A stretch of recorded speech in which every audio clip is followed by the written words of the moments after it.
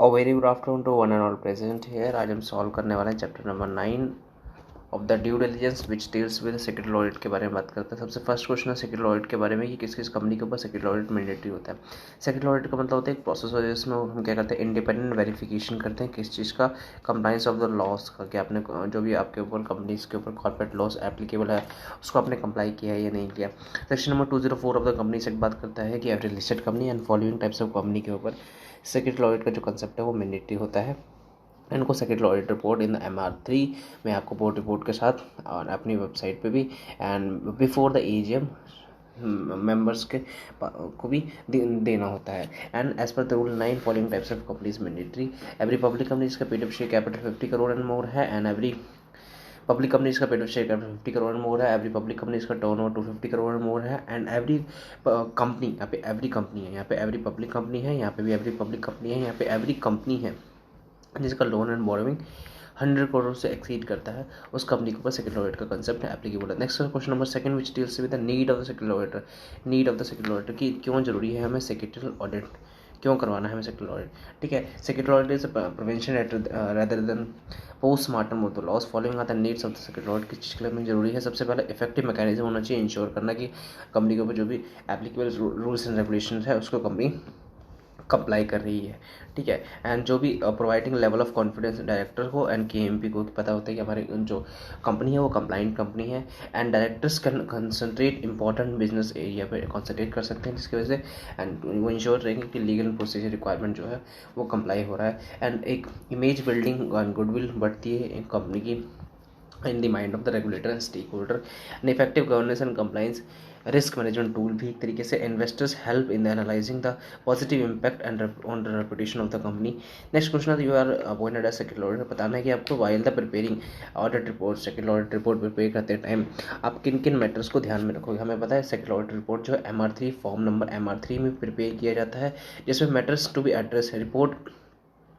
Report is address to the members and submitted to the board. ठीक है, members को address किया जाता है बट इज सबमिटेड, बोर्ड को सबमिट किया जाता है and board shall be contain opinion, report shall contain the opinion of the secretary. जो भी कंप्लाइंस रिक्वायरमेंट आपने कंपनी ने किया है या नहीं किया, ये सारा ऑडिटर का जो ओपिनियन होगा उस ऑडिट रिपोर्ट में सबमिट किया जाएगा। प्रॉपर प्लेसिंग ऑफ क्वालिफिकेशन, अगर कोई रिजर्वेशन क्वालिफिकेशन एडवर्स रीमार्क का ओपिनियन कुछ है तो आपको ऑडिट रिपोर्ट में सबमिट करना है। एडवर्स रीमार्क है तो वो भी बोल्ड एंड इटैलिक में सबमिट करना है। अगर कोई एडवर्स रिमार्क बोल्ड टाइप में एंड इटैलिक में सबमिट करना है। नेक्स्ट, अगर ऐसी कोई सिचुएशन आती है कि सेक्रेटरी ऑडिट अनेबल है अपना ओपिनियन एक्सप्रेस करने में, तो वो रीज़न भी बताएगा क्यों ऐसा हुआ, इसको प्रॉपर एविडेंस या फिर डॉक्यूमेंट्स नहीं मिले ऑडिट के टाइम पे। Next, scope of the work of audit is restricted. अगर रिस्ट्रिक्शन इम्पोज किया है कंपनी ने ऑडिटर के ऊपर, ठीक है, तो वो भी लिमिटेशन मेंशन करेगा ऑडिट रिपोर्ट में कि क्यों ऐसा हुआ। ओवरसीज इन्वेस्टमेंट बाय द, अगर कोई प्रोप्राइटर या फिर पार्टनरशिप बाहर, इंडिया के बाहर इन्वेस्टमेंट करना चाहता है तो उसके लिए क्या क्या टर्म्स एंड कंडीशंस है। सबसे पहला है कि आपका जो अकाउंट्स है as a status holder classify होना चाहिए as per the FTP foreign trade policy which is issued by the ministry of commerce and industries. Proven track record होना चाहिए कि आपका एक्सपोर्ट आउटस्टैंडिंग होना चाहिए and does not that is export outstanding does not exceed 10% of the average export realisation preceding 3 financial year में ऐसा होना चाहिए and consistent high export performance होना चाहिए आपका and satisfactions of the authorized dealer bank is a know your customers compliant company होनी चाहिए and engage in the as a turnover as indicated. Not comes under, कोई adverse notice में आपका नाम नहीं होना चाहिए as of any central government agencies like income tax department and कोई भी आपका एक्सपोर्ट कॉशन लिस्ट में आपका नाम नहीं होना चाहिए, डिफॉल्टर लिस्ट में आपका नाम नहीं होना चाहिए and amount of propose investment जो भी आप इंडिया के बाहर करना चाहते हो, जो भी कमिटमेंट आप इंडिया के बाहर करना चाहते हो वो एवरेज लास्ट 3 ईयर का एक्सपोर्ट का 10% और 200% of net on fund which ever is lower से ज़्यादा नहीं होना चाहिए। नेक्स्ट क्वेश्चन बात करते हैं checklist for the preservation of secretary record. ठीक है, प्रिजर्वेशन ऑफ सेक्रेटरी रिकॉर्ड। जब भी आप सेक्रेटरी ऑडिट करना चाहोगे, ठीक है, उस टाइम क्या क्या चीज़ों को ध्यान में रख के आप सेक्रेटरी ऑडिट करोगे, मतलब क्या क्या चेकलिस्ट है। Section 118 and Section 119 of the Companies Act, along with the read with the Rule 25 and 26 of the Companies Management Administration Rule बात करता है कि secretary standard SS1 and SS2 को कंप्लाई करना है। Section number 118 subsection 10 of the companies act बात करता है कि आपको सेक्रेटरी स्टैंडर्ड कंपनी को सेक्रेटरी स्टैंडर्ड को फॉलो करना है एंड डिटेल प्रोविज़न भी बताता है कि preservation of minutes and other record को कैसे प्रिजर्व करके रखना है। ठीक है, सबसे पहले checklist for the preservation of secretary record, जो भी आपकी कंपनी के सेक्रेटरी रिकॉर्ड्स होंगे, लाइक जो भी आपका ड्राफ्ट स्कीम ऑफ अरेंजमेंट होगा, मिनट्स होंगे, मीटिंग है, इन सबको कैसे रिकॉर्ड करना है, इसके लिए पॉलिसी एंड प्रोविजन कौन बताता है, section 118 and 119 of the companies act. Minutes of the all meeting shall be preserve, आपको परमानेंट प्रिजर्व करना है, आइदर फिजिकली और इलेक्ट्रॉनिकली भी प्रिजर्व करके रख सकते हो। Under scheme of arrangement a company has merge और amalgamated with another company, minutes of the all meeting of transfer, company की जितनी भी माइन्यूट्स होंगे उसको आपको ट्रांसफरी कंपनी को हैंड ओवर कर देना है और उसको परमानेंटली प्रिजर्व करके रखना है by the transferee company. Next आता है however the transfer company might have been dissolve, हो सकते हैं, बिल्कुल हो सकते हैं। Office of copies, notes, agenda, notes and other related document होगा, उसको आपको प्रिजर्व करके रखना है in the good order, physically और इलेक्ट्रॉनिकली भी रख सकते हो, and as the form they remain current and 8 financial year whichever is later। And उसके बाद आप डिस्ट्रॉय कर सकते हो with the approval of the board of directors. Copies of notice and agenda and other related papers of the transfer company as the hand over to the transferee company, उसको भी आपको electronically या physical form में maintain करके रखना है। अगर वो current as they remain current financial year और 8 financial year whichever is later, thereafter आपको डिस्ट्रॉय करना है after the approval of the central government permission. ठीक है, minutes book shall be kept in the custody of the company secretary, custody में होगा, अगर वहाँ पे कंपनी सेक्रेटरी नहीं है आपकी कंपनी में, then minutes shall be kept in the custody of directors authorised person. Next question है, how would you identify the checklist and verify the compliances applicable to your company as a sectoral audit of the SS Telecom Company Limited unlisted company है, उसकी सबको बताना है कि क्या क्या checklist है फॉर द अनलिस्टेड कंपनी के लिए। सेक्टोरियल ऑडिट क्या है, सबसे पहले सेक्रेटरियल ऑडिट के बारे में बताना है कि ये प्रोसेस है for the checking the compliance को चेक करना कि आपने all applicable laws regulations provisions को आपने कंप्लाई किया है या नहीं किया, एंड गवर्नेंस को कंप्लाई किया है या नहीं किया है। और सेक्रेटरी ऑडिट क्या करता है, books on papers and minutes को एग्जामिन करता है, फॉर्म्स रिटर्न आपने प्रॉपर फाइल किया है या नहीं किया। ठीक है, फॉलोइंग आर द प्रोविजन, आपने कंपनी सेक्टर को कंप्लाई किया है, सिक्योरिटीज कॉन्ट्रैक्ट रेगुलेशन 95 को कंप्लाई किया, डिपॉजिटरी सेक्टर को कंप्लाई किया है या नहीं किया। उसके बाद foreign FEMA foreign exchange management act 1999 को अप्लाई किया है या नहीं किया। Other are laws as applicable to the company, ठीक है, जैसे TRAI act 1997, India telegraph act, उसके बाद Indian wireless telegraph act and other applicable law secretary standard issued by the ICSI constitutional board of directors with the proper balance of executive non executive director, recording of the majority of decision and reporting and adequate system and process. मतलब एक telecom company है, उसके ऊपर कौन कौन से laws applicable हैं उसको आपने कंप्लाई किए नहीं किया, ये जो बेसिक लॉज है कॉर्पोरेट लॉज, इसको देन आते हैं additional specific laws which is applicable है टेलीकॉम कंपनी। नेक्स्ट क्वेश्चन है, state the provision of foreign exchange management transfer और issue of any foreign security regulation 2004 में आपको एलिजिबिलिटी बताना है, रेस्ट्रिक्शन प्रोहिबिशन बताना है, अप्रूवल रिक्वायर्ड क्या क्या है वो बताना है। सबसे पहले as per the applicable provision, ठीक है, एलिजिबिलिटी क्या है, an Indian party is eligible to make the investment in the joint venture और wholly owned subsidy outside India. ऐसे कोई wholly owned subsidy joint venture जो आउटसाइड इंडिया, उसमें individual Indian party eligible है इन्वेस्टमेंट करने का। ठीक है, बट उसका टर्म्स एंड कंडीशन है, Indian party include, Indian party में कौन कौन, कोई भी कंपनी जो इंडिया में incorporate body corporate act of parliament के थ्रू इनकॉर्पोरेटेड है, पार्टनरशिप जो कि रजिस्टर्ड है, any other entity as notified by the RBI।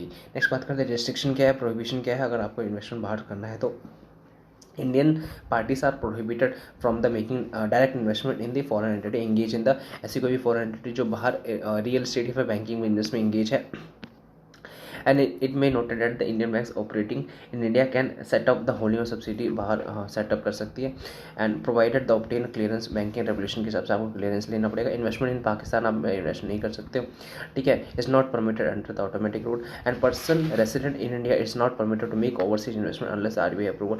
ठीक है, कोई भी पर्सन अगर इंडिया का रेसिडेंट है वो आउटसाइड इंडिया इन्वेस्टमेंट करना चाहता है तो सबसे पहले उसको RBI का प्रायर अप्रूवल चाहिए। फर्दर ही में purchase the foreign security out of the fund held in the resident foreign currency account में, अगर उसका कोई फंड पैसा है तो उसमें से वो फॉरेन सिक्योरिटीज़ परचेज कर सकता है। नेक्स्ट अप्रूवल रिक्वायर्ड, कौन कौन सा अप्रूवल चाहिए आपको अगर ओवरसीज इन्वेस्टमेंट करना है, आउटसाइड इंडिया इन्वेस्टमेंट करना है आपको। सबसे पहले बोर्ड ऑफ डायरेक्टर्स का अप्रूवल चाहिए, शेयर होल्डर्स का अप्रूवल चाहिए, then the department of economic affair का अप्रूवल चाहिए under the ministry of the finance, then RBI का approval which is required. Next question आता है write a short on qualified and unqualified secretary audit report के basis पे के ऊपर short note लिखते हैं। सबसे पहले आप बात करते हैं qualified secretary audit report. Qualified secretary audit report मतलब ऐसा रिपोर्ट जो कि सेक्रेटरी ऑडिट बनाता है और उसमें इंडिकेट करता है कि indicate the non compliance with provision of law. Company ने बहुत सारे नॉन कंप्लाइंसेस किए, कंपनी के ऊपर जो भी एप्लीकेबल रूल्स एंड रेगुलेशन है उसको कंप्लाई नहीं किया है, ठीक है, सेक्युलर स्टैंडर्ड है उसको कंप्लाई नहीं किया, फ्रॉड डिटेक्ट हुआ है कंपनी में, ठीक है, क्वालिफिकेशन रिजर्वेशन एंड कोई भी एडवर्स रिमार्क है तो इसको क्या बोलेंगे, क्वालिफाइड सेक्रेटरी ऑडिट रिपोर्ट, ठीक है। अगर ऐसा कुछ है तो आपको उसको बोल्ड फॉर्म में अपनी सेक्रेटरी ऑडिट रिपोर्ट में देना है, बोल्ड एंड इटैलिक फॉर्म में होना चाहिए। नेक्स्ट बात करते हैं unqualified secretary audit report. Unqualified secretary audit report का मतलब होता है, नेक्स्ट है अनक्वालिफाइड रिपोर्ट में अगर ऑडिटर ओपिनियन देता है कि जो भी कंपनी है उसमें कोई भी मिस स्टेटमेंट या मटेरियल मिस स्टेटमेंट नहीं है, कंपनी के ऊपर जो भी एप्लीकेबल लॉस रेगुलेशंस प्रोविजन है उसको कंपनी ने अच्छे से कंप्लाई किया है एंड कोई भी क्लीन रिपोर्ट है बिल्कुल, ठीक है, कंपनी ने कोई भी फ्रॉड नहीं है कंपनी में, ठीक है। And auditor should express the unmodified opinion when the base of audit evidence and the audit conclude that the company ने ड्यू कंप्लाइंस को कंप्लाई किया, applicable laws and terms in the time proper letter and spirit में comply किया, records are as relevant with for the audit verified by the as whole and free from the misstatement, and auditor conclude that the information on the affair of the company are the all the material aspects in accordance with the applicable reporting framework के according है। इस case में unqualified opinion auditor देगा। Next question आता है write a short on Reliance of the secretary audit report on the report of the other designated auditor. Next question आता है write a short note the Reliance of the secretarial audit report. Secretarial auditor Reliance मतलब विश्वास करना on the report of the other designated auditor, मतलब जब भी secretarial auditor आएगा company में ऑडिटर करने, ठीक है, तो वो पहले जो ऑडिटर जो ऑडिटर करके गया है, चाहे वो इंटरनल ऑडिटर हो चाहे वो सेक्रेटरियल ऑडिटर हो, ठीक है, पहले जो ऑडिट करके गया उसकी रिपोर्ट पे रिलायंस करने से पहले क्या क्या फैक्टर है जिसको ध्यान में रखेगा, ठीक है। The mandatory audit area are to be covered during the secretary audit के टाइम में मैंडेटरी ऑडिट एरिया कवर हुआ है कि नहीं हुआ, including the finance and taxation area, but the audit of the finance is done by secretary auditor करता है of the company and the detail of covered in the secretary audit report is provide by the him. Tax audit is done by the secretary auditor ही करता है tax audit भी, और any other designated auditor who provides the tax audit report covering the area of taxation, ठीक है। इन सारे audit report and finance audit tax audit report and finance audit report दोनों को consider करेगा। एंड सेक्रेटरी ऑडिटर में rely upon the report given by these professional on their respective area while performing his audit duties. In addition, secretarial auditor is expected to report on the board process, ठीक है, board process की report and secretarial compliance as well as the laws covered in the MR3, ये सारा कुछ क्या करेगा, consider करने के बाद ही वो अपनी रिपोर्ट बनाएगा। नेक्स्ट क्वेश्चन आता है objective and scope of between the secretarial audit report, ठीक है। क्या ऑब्जेक्टिव है सेक्रेटरियल ऑडिट का? सबसे पहला ऑब्जेक्टिव ये है कि कंप्लाइंस को चेक करना, ठीक है, रिपोर्टिंग द कंप्लाइंस को रिपोर्ट करना, फिगर आउट करना नॉन कंप्लाइंसेस को, इनएडिक्वेट कंप्लाइंसेस को, प्रोटेक्ट करना interest of the stakeholders, avoid करना any unwanted legal actions. Scope of secretary auditor का स्कोप क्या है, वेरिफिकेशन करना कंप्लाइंस को under the various rules and regulations.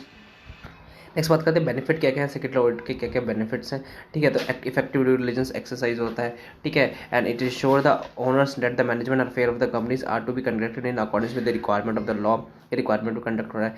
Secretary audit being a proactive measure for the compliance with the plethora of laws applicable to the company, self regulation and professional discipline रहता है।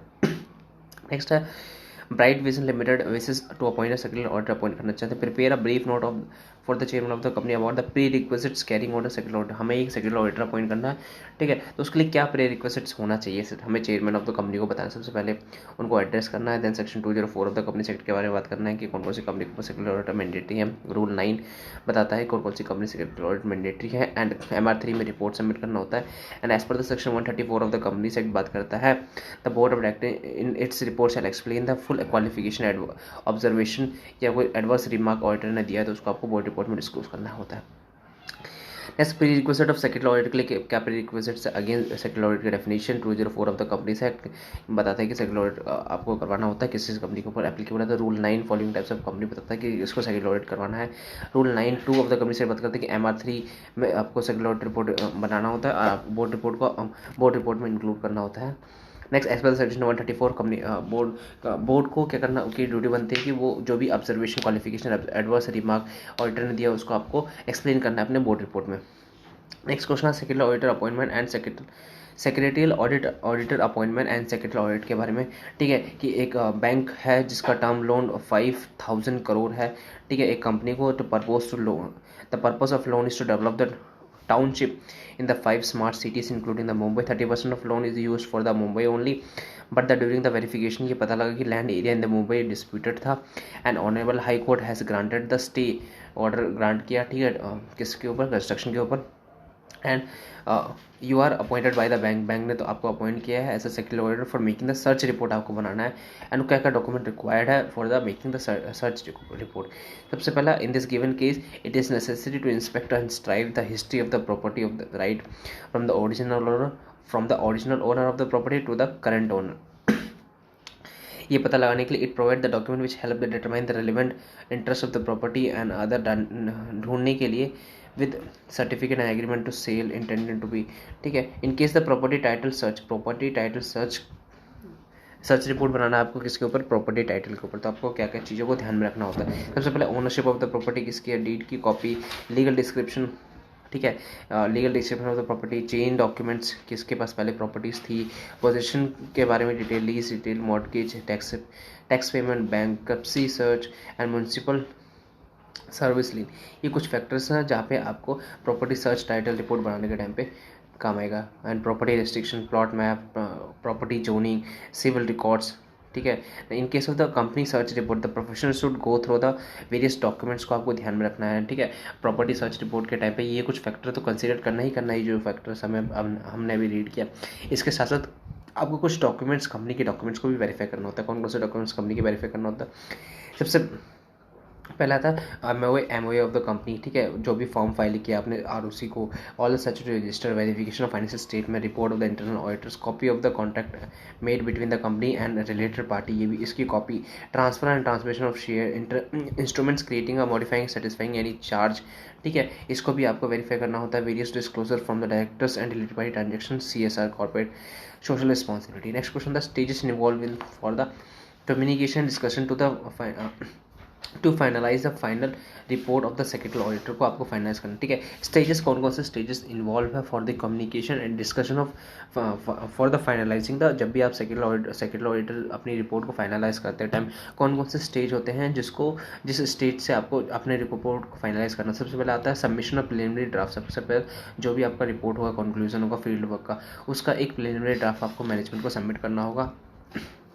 ठीक है, उनके comments के लिए फिर उनके साथ एग्जिट मीटिंग करना होगा, उनको बताना होगा कोई भी ऑब्जर्वेशन फाइंडिंग या रिकमेंडेशंस हुई है। ठीक है, वो मैनेजमेंट को बताना होगा। ठीक है, देन आपको एक फॉर्मल ड्राफ्ट, ऑडिट रिपोर्ट का फॉर्मल ड्राफ्ट प्रिपेयर करना है एंड उसको डिस्कशन के लिए एंड एग्जिट मीटिंग के साथ आपको मैनेजमेंट के साथ डिस्कस करना है, उनके ऑब्जर्वेशंस के लिए, उनके ओपिनियन के लिए, उनके रिकमेंडेशंस के लिए, एंड देन आपको फाइनल रिपोर्ट सबमिट कर देना है साइन करके। नेक्स्ट क्वेश्चन आता है, if an amount of fraud अगर आप एक सेक्रेटरी ऑडिटर हो, आपने ऑडिट करते टाइम आपको एक फ्रॉड डिटेक्ट हुआ, फ्रॉड का अमाउंट 50 लाख है, तो आपकी क्या ड्यूटी बनती है as per the section 143 I think. हाँ, reporting of the fraud by the auditor involving the amount is less than, अगर अमाउंट लेस देन 1 करोड़ से अगर कम है तो as per the rule 13 of the companies audit and auditors rule आपको क्या करना होता है, इन्फॉर्म करना होता है। अगर अमाउंट लेस देन 1 करोड़ से कम है तो आपको audit committee and board of directors को 2 दिन के अंदर अंदर डिस्क्लोज करना होता है and the report should be specify the nature of the fraud. उस रिपोर्ट में आपको बताना है नेचर ऑफ द फ्रॉड, कौन कौन, description of the fraud, approximate amount of the fraud कितना है। ठीक है, पार्टी कौन कौन इन्वॉल्व है एंड बोर्ड की ड्यूटी बनती है कि वो सारा कुछ जो भी nature of the fraud, description, approximate amount of fraud जो भी है आपको बोर्ड रिपोर्ट में डिस्क्लोज करना है एंड बताना है कि आपने क्या क्या रेमेडियल एक्शन भी लिए उस फ्रॉड से रिलेटेड। ठीक है, and the name of the party should be disclose only when the board and audit committee has not taken any remedial action. ठीक है, नेम ऑफ द पार्टी भी डिस्क्लोज करना है जो फ्रॉड में इन्वॉल्व है, अगर आपने कोई रेमेडियल एक्शन नहीं लिए तो। नेक्स्ट है, what are the guiding criteria for identifying the applicable laws. आपकी कंपनी के ऊपर कौन कौन से एप्लीकेबल लॉज कौन कौन से लॉज हैं जो एप्लीकेबल हैं, कि उसके लिए क्या क्या गाइडिंग क्राइटेरिया है while doing the secretary audit. ठीक है, segregation of laws applicable to the company into the industry specific and general specific. सबसे पहले After considering the following factor, the auditor should make the segregation of same based on the law applicable to the company. की financial parameter के basis पे paid of share capital, turnover and net worth and borrowing के basis पे आपके जो भी laws है वो एप्लीकेबल होंगे. एंड जोग्राफिकल लोकेशन, आपकी कंपनी किस तरीके का बिजनेस करती है, इसके बेसिस पे आपके ऊपर लॉ एप्लीकेबल होते हैं. स्टेटस ऑफ द कंपनी कैसी है, आपके कंपनी लिस्टेड है अनलिस्टेड है. टाइप्स ऑफ कंपनी कैसी है, public company, private company, holding, subsidy, Nidhi, registered section 8 company, किस टाइप ऑफ कंपनी है, इसके बेसिस पे भी applicable laws and regulation differ करती है आपके ऑर्गेनाइजेशन पे. Registration with the various authorities such as SACMD, sectorial regulators etc. Segment such as manufacturing segment है, ट्रेडिंग है, सर्विस प्रोवाइड करती है, ई कॉमर्स है, इसके बेसिस पे आपकी ऑर्गेनाइजेशन पे जो लॉज एंड रेगुलेशन डिफर करता है. एग्रीमेंट गवर्निंग द राइट्स हैं, right and obligation of the shareholder such as joint venture shareholders agreement. Number of the class, number and class and category of the employ and workers such as women contractual employ, इसकी basis पे भी आपके जो laws है वो differ करते हैं जो कि आपके ऑर्गेनाइजेशन में एप्लीकेबल होते हैं. तो auditor should comprehensively verify the all laws and regulations for the specific industry and should assess the adequacy of the system को भी चेक करेगा. एंड जो भी होगा वो सारा कुछ एक रिपोर्ट में बना के सबमिट कर देगा किसको, मैनेजमेंट को, इन दी MR3. नेक्स्ट क्वेश्चन आता है सेक्रेटरी ऑडिट के ऊपर. एक कंपनी है, पब्लिक लिमिटेड कंपनी है, वो अपना बिजनेस कर रही है मैन्युफैक्चरिंग का, इलेक्ट्रिक प्रोडक्ट का, ठीक है. उसकी पेड अप कैपिटल 75 करोड़ है, टर्नओवर 250 करोड़ है. लेटेस्ट ऑडिट फाइनेंशियल स्टेटमेंट के बेसिस पे एक्सप्लेन करना है ये कौन कौन सा, एक्सप्लेन द एप्लीकेबिलिटी, क्या उस कंपनी के ऊपर सेक्रेटरी ऑडिट का कंसेप्ट एप्लीकेबल होता है, बिल्कुल होता है. टर्नओवर को डिफाइन करना, section 2 subsection 79 of the company act के अकॉर्डिंग एक्सप्लेन करना provision of appointment secretary auditor के बारे में. एंड इन केस एस को अगर सेक्रेटरी ऑडिटर अपॉइंट किया, अगर उसको कुछ फ्रॉड इन्वेस्ट होता है जिसका अमाउंट 3 लाख 30 करोड़ से कम है, ठीक है, तो उसके लिए क्या क्या पेनल्टीज है. और हाँ, नेक्स्ट सबसे पहले 204 ऑफ द कंपनी से बात करते हैं सेक्रेटरी ऑडिटर के बारे में. फॉलोइंग टाइप्स ऑफ कंपनी के सेक्रेटरी ऑडिटर मैंडेटरी है. लिस्टेड कंपनी, पब्लिक कंपनी जिसका पेड कैपिटल 50 करोड़ मोर है एंड पब्लिक कंपनी जिसका टर्नओवर 250 करोड़ मोर है, उनको बोर्ड रिपोर्ट में सेक्रेटरी ऑडिटर रिपोर्ट को एनेक्स करना है इन द फॉर्म MR3 में, ठीक है. नेक्स्ट क्वेश्चन है एज पर द टर्नओवर के डेफिनेशन. टर्नओवर के definition section 291 of the company act बात करता है टर्नओवर के बारे में. Gross amount of the revenue recognise as in the profit and loss account को टर्नओवर मान लिया जाएगा, ठीक है. As per the rule 8 and the section 179 of the company act बात करता है कि secretary auditor and auditor of the company is required to appointed means of resolution, ठीक है. बोर्ड मीटिंग के थ्रू बोर्ड रेजोल्यूशन पास करके हम secretary auditor को अपॉइंट कर सकते हैं. In the instant case the fraud amount is 3 lakh, मतलब 3 lakh which is less than 10 lakh and does not involve in the public interest.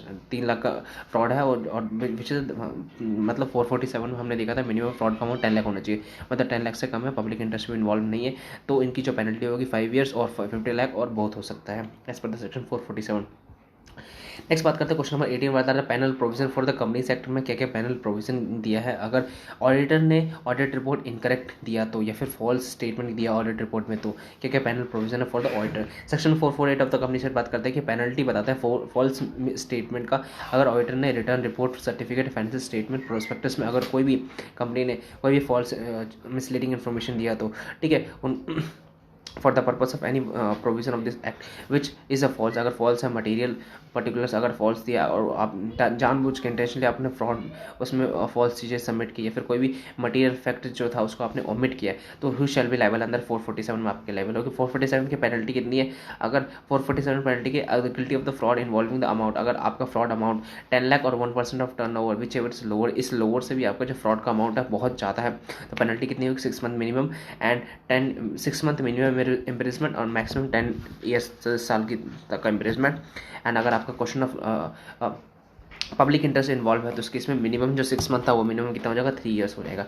In case अगर फ्रॉड का अमाउंट कितना है 10 लाख और 1% turnover which ever is lower, इस लोअर अमाउंट से भी आपका फ्रॉड का अमाउंट लोअर है, कम है, उसके इसमें और पब्लिक इंटरेस्ट इन्वॉल्व नहीं है, तो इम्प्रेसमेंट कितना हो जाएगा 5 ईयर्स और 50 लाख का फाइन और बहुत हो सकता है.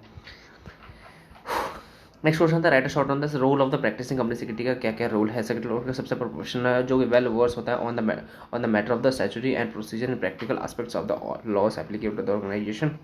applicable to the company, both listed or unlisted.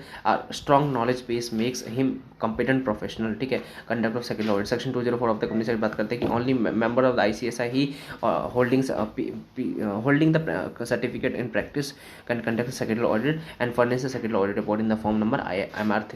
Next बात करते हैं explain the process of secretarial audit का प्रोसेस का. सबसे पहले अपॉइंट करेगा ऑडिटर को. अब ऑडिटर क्या करेगा, जो भी पहला ऑडिटर था, पहले कोई ऑडिटर था, उसको अपनी अपॉइंटमेंट कम्युनिकेट करेगा, एक्सेप्टेंस ऑफ अपॉइंटमेंट उसको एक्सेप्टेंस करेगा अपॉइंटमेंट लेटर को. प्रिलिमिनरी डिस्कशन होगा, सर्वे होगा with the management, preliminary meeting with management and then finalisation of audit plan बनाएगा वो.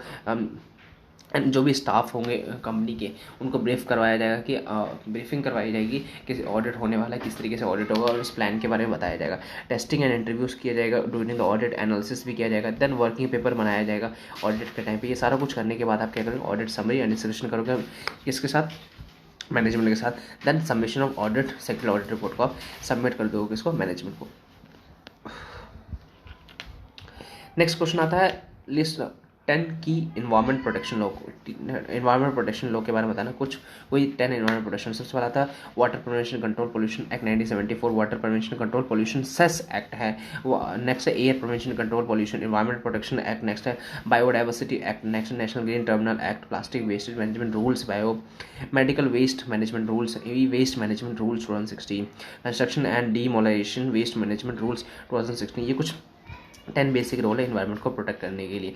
नेक्स्ट आता है अब्यूज ऑफ डोमिनेंट पोजीशन के बारे में बताना है एंड रेगुलेशन ऑफ कॉम्बिनेशन के बारे में बताना. अब्यूज ऑफ डोमिनेंट पोजीशन मतलब कॉम्पिटिशन एक्ट 2002 बात करता है अब्यूज ऑफ डोमिनेंट पोजीशन के बारे में, जो कि प्रोहिबिट करता है. डोमिनेंट पोजीशन अच्छी बात है, बट उसका अब्यूज़ करना, ठीक है, वो अच्छी बात नहीं है. Dominant companies act 2002, competition act 2002 बताता है does not prohibit the mere possession of dominant position, but only its abuse को prohibit करता है. A dominant position may be have been achieved through a superior or economic performance के through आप achieve कर सकते हो. रेगुलेशन ऑफ द कॉम्पिटिशन के बारे में बात करते हैं. Regulation of competition according to this provision of the competition act 2002, combination are discourage if they are reduce. Competition को इंडिया में डिस्करेज किया जाता है अगर वो कॉम्पिटिशन को हार्म करता है या फिर रिड्यूस करता है कॉम्पिटिशन को. Act does not provide for the monitoring. Competition act does not provide for the monitoring of the all kind of combination के बारे में कॉम्पिटिशन एक्ट बात नहीं करता, क्योंकि very few company Indian company है जो कि इंटरनेशनल साइट्स पे कॉम्पिटिशन और मर्जर अमालगमेशन या फिर कॉम्बिनेशन करती है. ठीक है, ये कॉम्पिटिशन एक्ट डिस्करेज करता है ऐसे कॉम्पिटिशन जो कि रिड्यूस करता है एंड हार्म करता है कॉम्पिटिशन को. In the light of the competitive economic reform,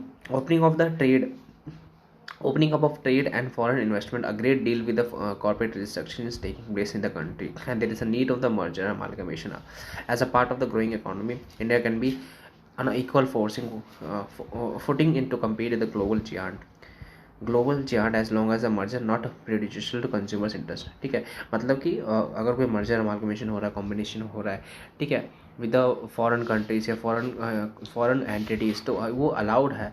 ठीक है, जब तक अलाउड है. अगर कोई कंज्यूमर्स के इंटरेस्ट में है या फिर कंज्यूमर के इंटरेस्ट को अगर हार्म कर रहा है तो वो उस केस में वो अलाउड नहीं होगा.